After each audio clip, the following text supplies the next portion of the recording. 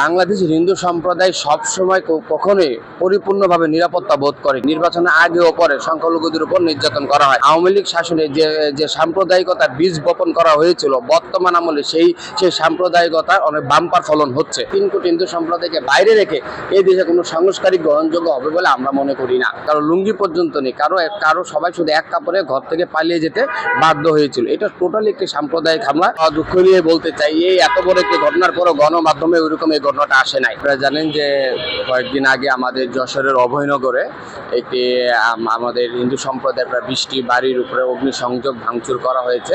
পাশাপাশি গবাদি পশু চুরি করা নিয়ে হয়েছে, লুটপাট করা হয়েছে এবং একজন ছেলেকে ধরে নিয়ে যাওয়া হয়েছিল একটি হত্যাকাণ্ডকে কেন্দ্র করে। সেটি হচ্ছে জাতীয়তাবাদী কৃষক দলের সভাপতি তরিকুল ভাইকে হত্যা করা হয়েছিল, তারই প্রতিবাদে। তো আমরা প্রত্যেকটা হত্যার আমরা নিন্দা জানাই এবং তরিকুল ভাইয়ের যারা প্রকৃত দোষী তাদের বিচার দাবি করছি এবং আমরা চাই যথাযথ তদন্তের মাধ্যমে যারা হত্যার সাথে জড়িত আছে তাদেরকে বিচারের আওতায় এনে তাদের শাস্তি প্রদান করা হোক। কিন্তু সমস্যা হচ্ছে এই হত্যাকাণ্ডের পরে একটা সাম্প্রদায়িক ঘটনা ঘটানো হয়েছে। আপনি যে 20টা বাড়িতে হামলা করা হয়েছে সেই 20টা বাড়ির কেউ এই ঘটনার সাথে জড়িত নয়। এখন পর্যন্ত কোনো প্রশাসন পর্যন্ত বলতে পারেনি যে যাদের বাড়িতে ভাঙচুর করা হয়েছে তারা এই হত্যাকাণ্ডের সাথে জড়িত ছিল কিনা।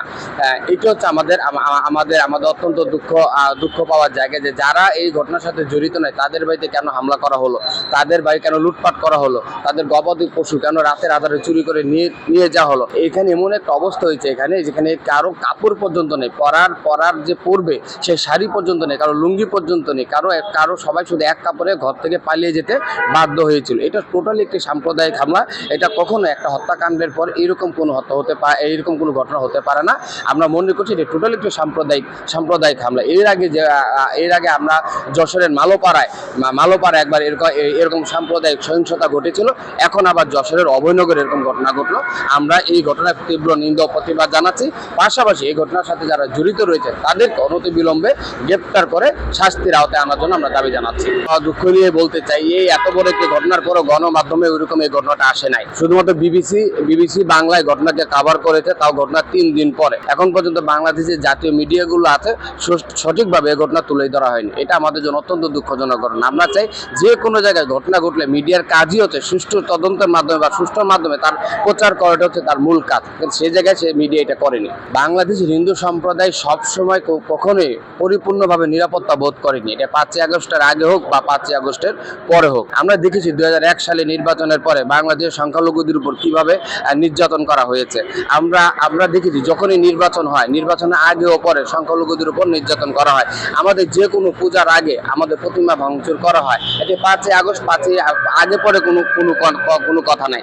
আমরা তো মনে করি যে 5ই আগস্টের আগে আওয়ামী লীগ শাসনে যে সাম্প্রদায়িকতার বীজ বপন করা হয়েছিল, বর্তমান আমলে সেই সাম্প্রদায়িকতার অনেক বাম্পার ফলন হচ্ছে।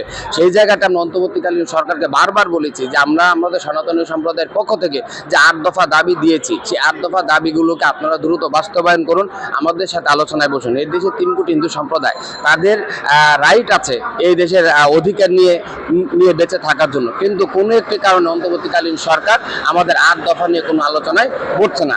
দেশ সংস্কার হচ্ছে বা দেশ সংস্কার চাচ্ছে, কিন্তু হিন্দু সম্প্রদায় 3 কোটি হিন্দু সম্প্রদায়কে বাইরে রেখে এই দেশে কোনো সাংস্কারিক গ্রহণযোগ্য হবে বলে আমরা মনে করি না।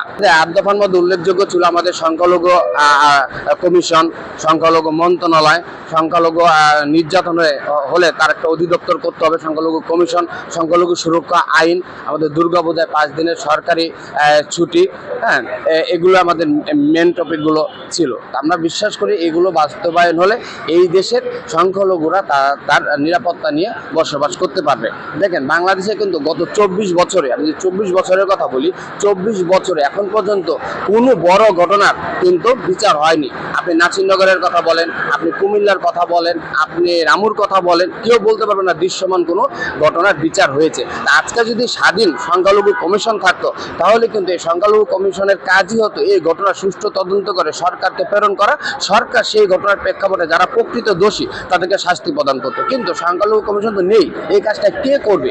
কারণ সব আইন যথাযথ নিয়ম দিয়ে হয় না, কিছু স্পেশাল কাজ স্পেশাল আইন দিয়েই করতে হয়। সেই জন্য আমরা বলেছি যে সংখ্যালঘু কমিশন এবং সংখ্যালঘু মন্ত্রণালয় গঠন করে এই কাজগুলো দ্রুতভাবে এগিয়ে নিয়ে যাওয়ার জন্য।